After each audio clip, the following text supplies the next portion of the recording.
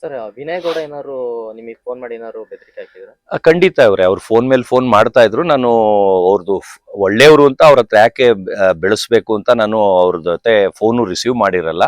ಆದ್ರೆ ಅವ್ರ voice message ಕೆಟ್ಟದಾಗಿ ತುಂಬಾ ಕೆಟ್ಟ ಪದಗಳು ಬೈಸ್ಕೊಂಡು ಅದರಲ್ಲಿ ಬೆದರಿಕೆ ತರ ಒಂದು ವಾಯ್ಸ್ ಮೆಸೇಜ್ ಎರಡೆರಡು ಕಳಿಸಿದ್ದಾರೆ. ಅದು ನಿನ್ನೆ ಅಲ್ಲ ಮೊನ್ನೆ ಅವ್ರ ಬರ್ಡೇ ದಿನನೇ ಕಳಿಸಿದ್ದಾರೆ. ಅವ್ರ ಮೇಲೆ ನಿನ್ನೆ ನೈಟ್ ಚಾಮರಾಜಪೇಟೆ ಸ್ಟೇಷನ್ FIR ಆಗಿದೆ. ಅದೇ ನೀವ್ ಹೇಳ್ದಂಗೆ ಬರ್ತ್ಡೇಲಿ ರಜತ್ ಅವರು ಮತ್ತೆ ವಿನಯ್ ಗೌಡ ಅವರು ಇರೋದೆಲ್ಲ ಫೋಟೋ ಹಾಕಿದ್ರು. ಅದೇ ಟೈಮಲ್ಲಿ ಏನಾದ್ರು ಮಾಡಿದ್ರು? ಅದೇ ಟೈಮಲ್ಲೇ ಮಾಡಿದ್ದಾರೆ ಇವ್ರೆ. ಸಾಯಂಕಾಲನೇ ಮಾಡಿರೋದು. ಅವ್ರ ಬರ್ಡೇ ಟೈಮಲ್ಲೇ ಮಾಡಿರೋದು ಇವ್ರೆ. Okay sir, thank you sir. ಬೇರೆ ಈಗ FIR ಆಗಿರೋ ಬಗ್ಗೆ ನೀವೇನಾದ್ರು ಏನಾದ್ರು ಹೇಳ್ಬೋದಾ ಕಂಡೀಷನ್ ಆಗಿ? ಇಲ್ಲ ಇವ್ರೆ, ನಾನು ಏನಿದೆ ಕೋರ್ಟಲ್ಲಿ ನೋಡ್ಕೊಳ್ತೀನಿ. ಯಾಕಂದ್ರೆ ನಾನು ರೂಲ್ಸ್ ಪ್ರಕಾರ ಪೇಪರು ಪೆನ್ನು ಹೋಗೋನು. ಅವ್ರ ತರ ರೌಡಿಸಮ್ ಅಲ್ಲಿ ಹೋಗೋದೇ ಇಲ್ಲ ನಾನು.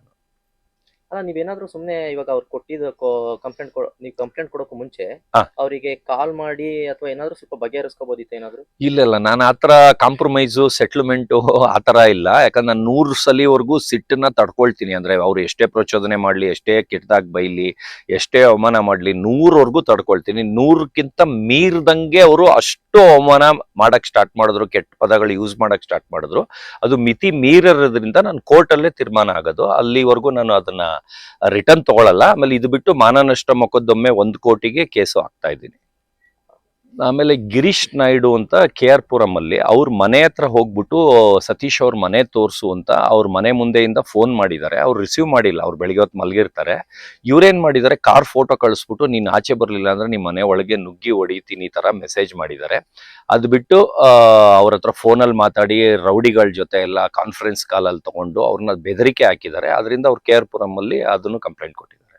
ಸರ್, ಅಂದ್ರೆ ಗಿರೀಶ್ ನಾಯ್ಡು ಅವ್ರಿಗೂ ಬೆದರಿಕೆ ಹಾಕಿದ್ರ? ಅವ್ರಿಗೂ ಬೆದರಿಕೆ ಹಾಕಿ ಸೇಮ್ ಕೇಸೇ ಅವರು ಹಾಕಿದ್ದಾರೆ. ಅದು ಎರಡೆರಡು ಕಡೆ.